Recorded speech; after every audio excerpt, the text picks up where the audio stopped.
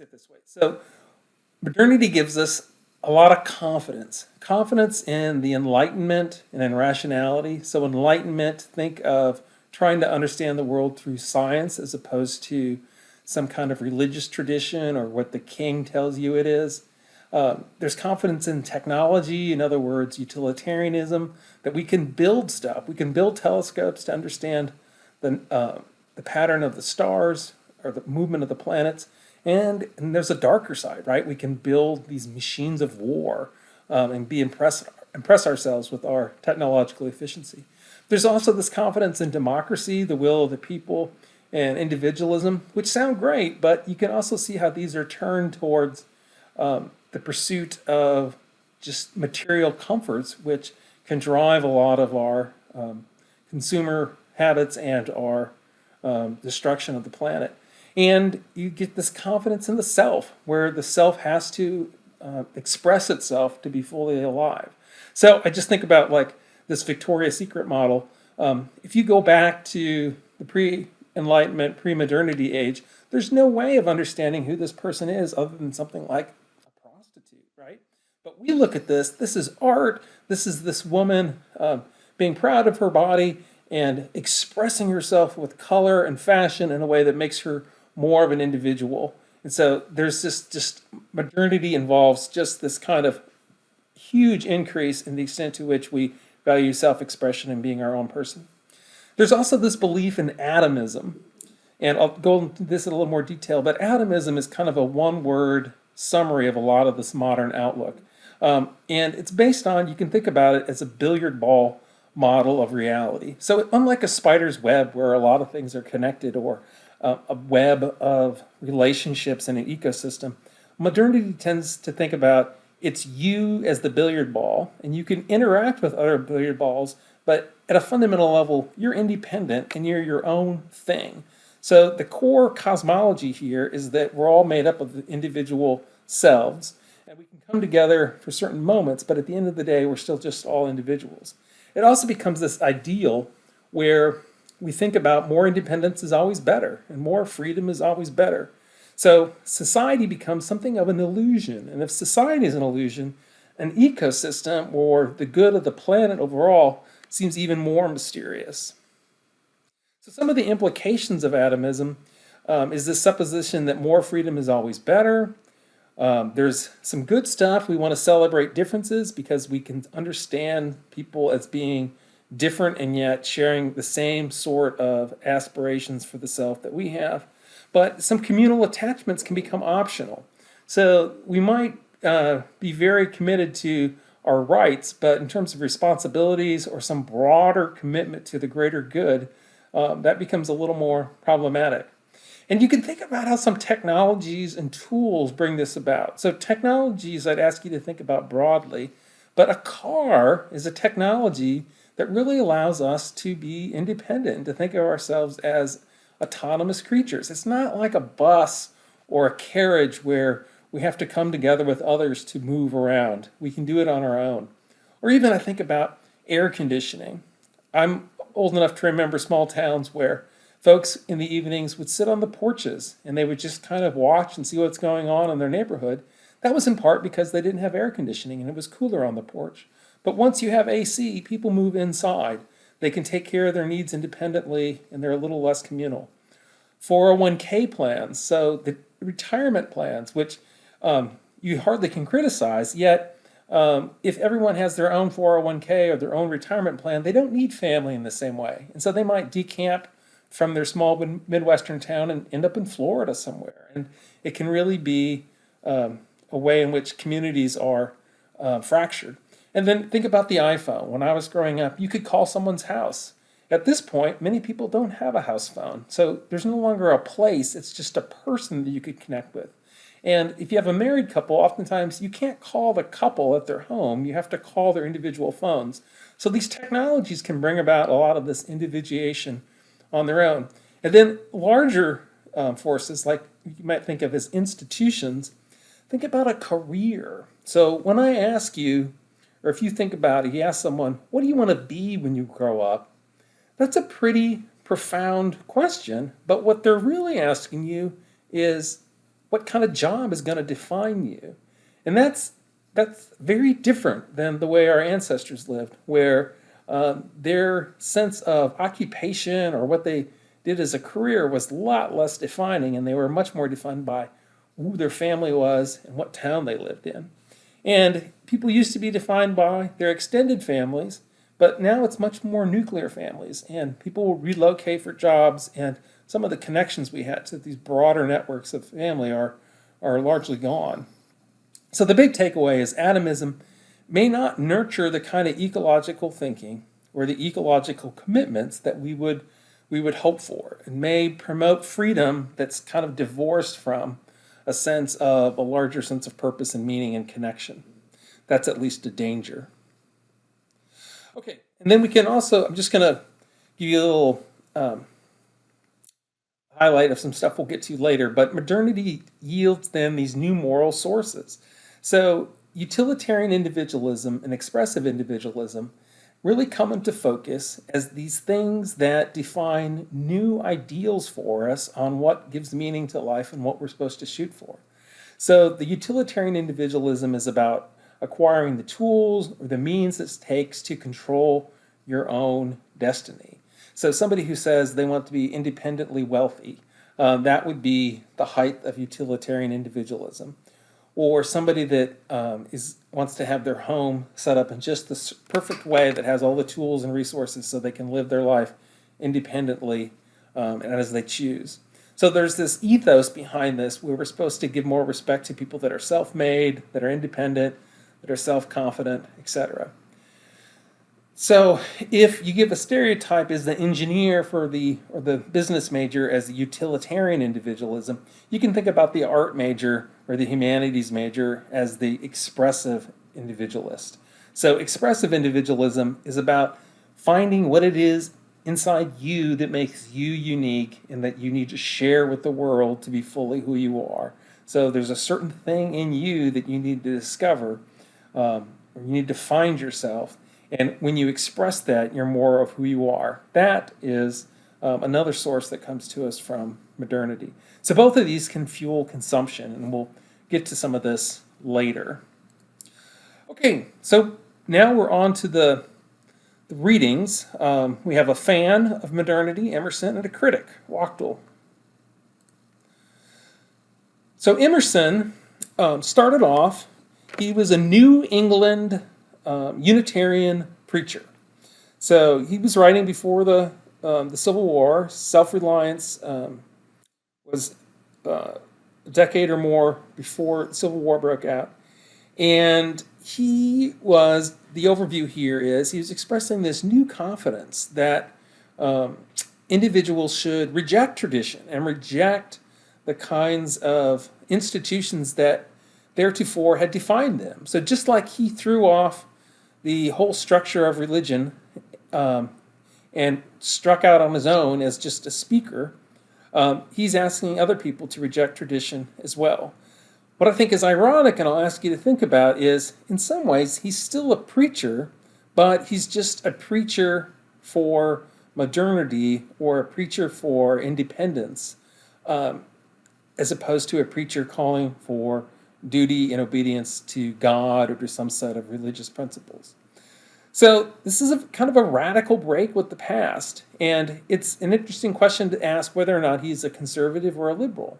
So you might say somebody who wants to break with the past is a liberal, but what's interesting is he had two things about him that call that into question. One is he was kind of an anti-abolitionist. He thought abolitionists were a little bit too out of the mainstream, a little too crazy, a little bit too concerned with politics and not their own self-development.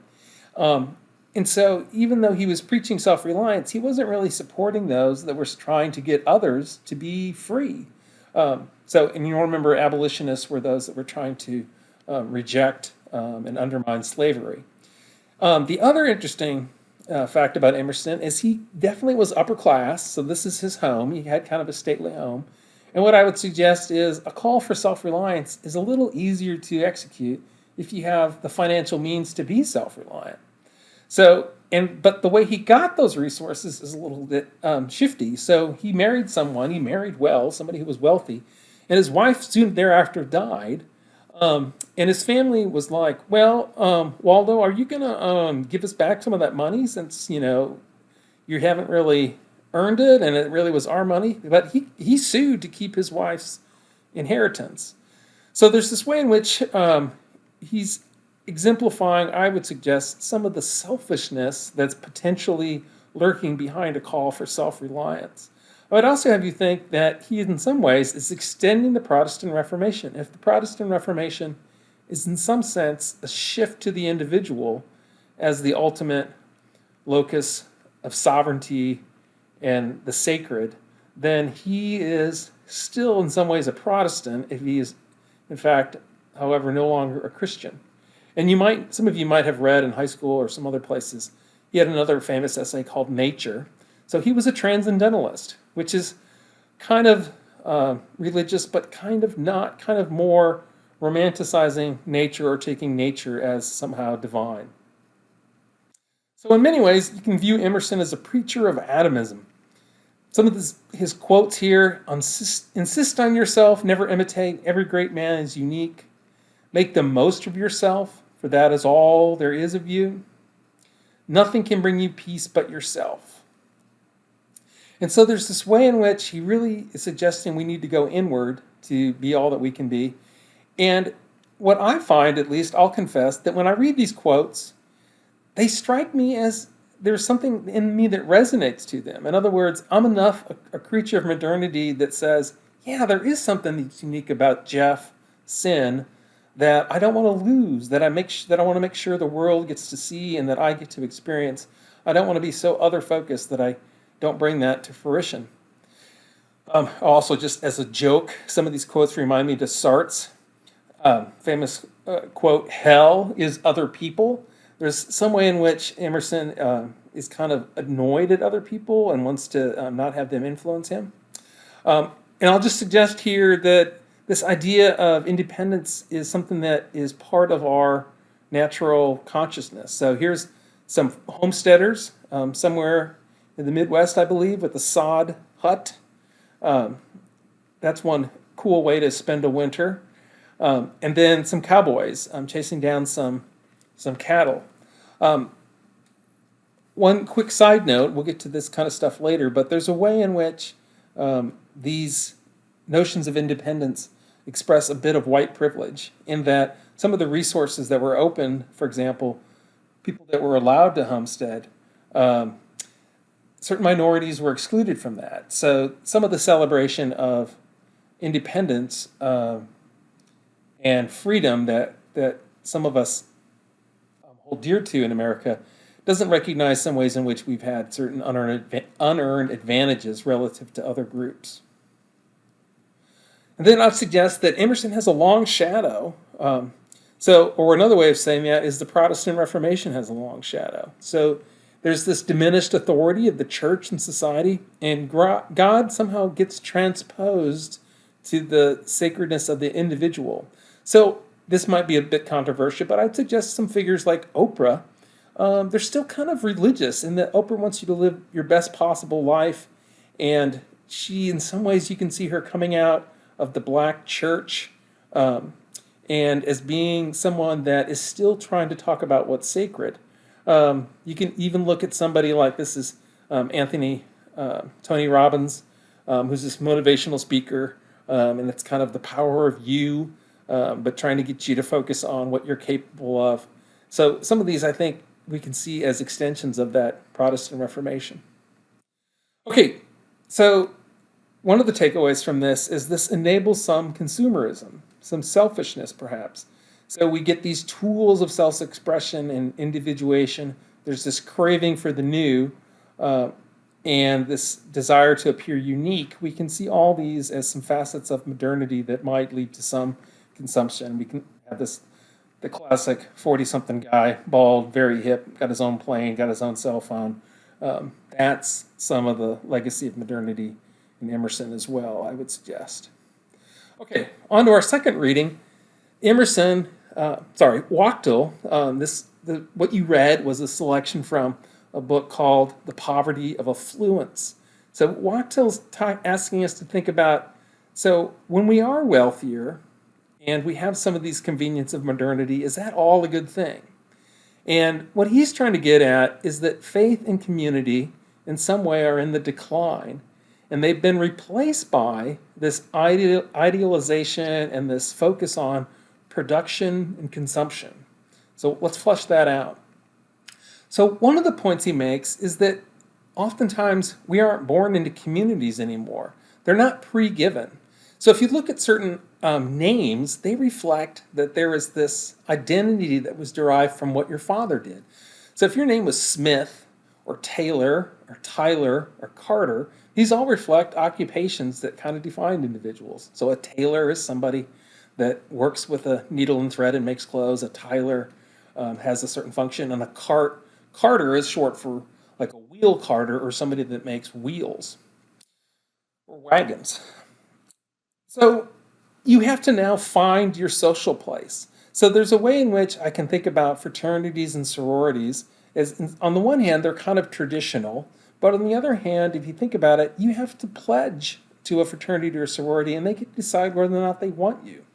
Wachtel's saying that's very modern, that we used to just be given a community, and now we have to earn it. So that brings us back to our question of what do you want to do when you grow up? That's suggesting that you have to find your own occupational community and define your own path, which can be very exciting, but I think many of you could recognize that could be kind of stressful too, in that you're not sure what you want to do. So now we choose, or you might say, shop for our religion, we shop for our career, we shop for a life-fulfilling partner by looking at different apps online.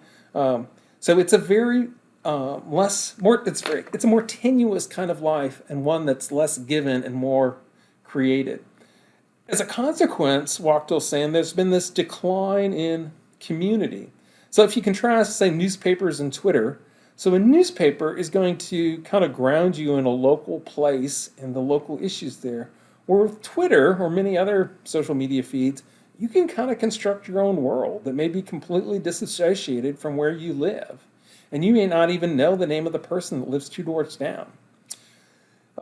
Agriculture is no longer local. It's this mega industrial complex where we don't know who makes our food, and we don't know any of the farmers or the process by which it gets made. We just go to a grocery store and buy these products from these large companies.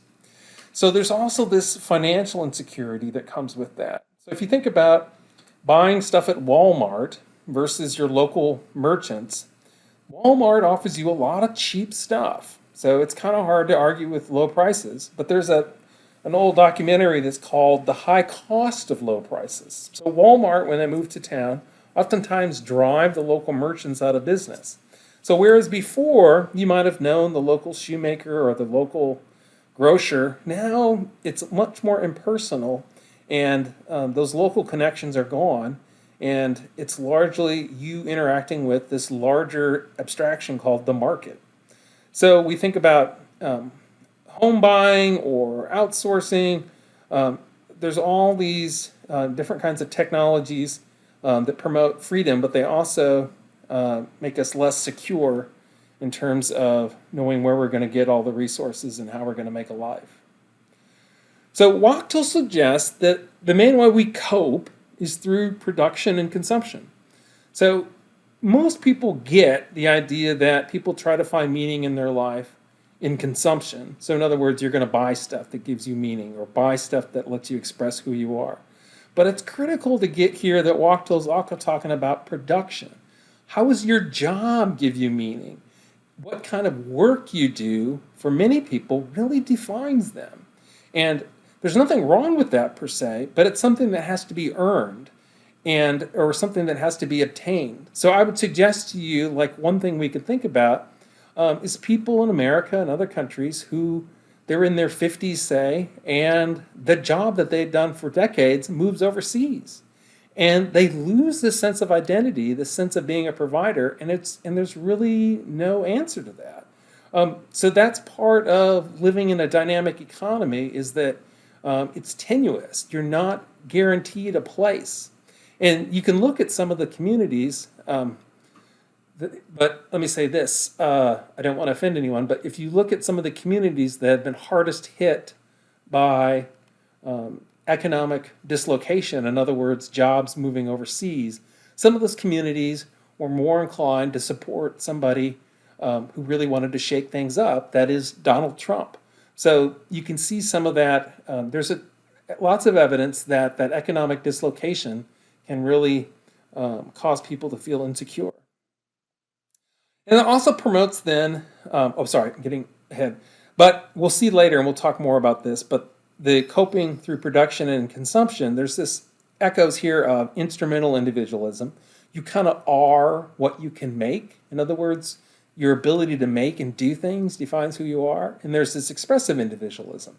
The kind of car you buy, the kind of music you listen to, the kind of clothes you wear, all that stuff that comes from consumption gives you meaning by allowing you to express who you are. So this also produces this dominance of an economic system where corporations have all this power to dictate what's good and what we're supposed to do. So if you look at, especially now, this was written several years ago, but with the way that large tech companies dominate our lives and shape what we look at and shape who we talk to, you certainly see that we're living in a different kind of world than a pre-modern world where you would know the people who ran your local stores or your local mechanic. It was a very different kind of set of interactions. So we have these new technologies of freedom, like insurance, 401ks, nursing homes. Those are all ways in which we can maintain independence late in life with not having to depend on family. So you might look also, given all this stuff that we've acquired and all this technology, do we really have a higher quality of life than we did, say, in the 1950s? Now, certainly, I think many of us would say that in terms of civil rights and awareness about diversity and multiculturalism and the rights of women and marginalized groups, that we've made a lot of progress. But has the stuff really made us that much better off? Or are we just kind of consuming to try to fill a void? So now these are arguable thoughts, but some takeaways might be that modernity makes it harder for us to have solidarity and community.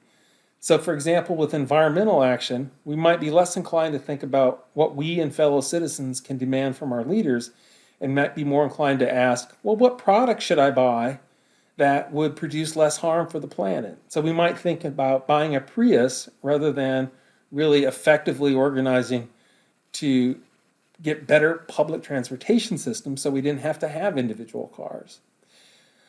So modernity may place then some limits on our potential for that kind of collective political action. Okay, so those are our two kind of deeper dives there with the readings into modernity. Now I'm just going to talk through a few quick applications. So there's a movie that came out several years ago now called Up in the Air, and it is a great exposition on the dangers and delights of modernity. So this guy flies around the country, and his job is firing people. So it has this very kind of modern feel where his job is to outsource people. Then eventually, ironically, of course, he gets outsourced.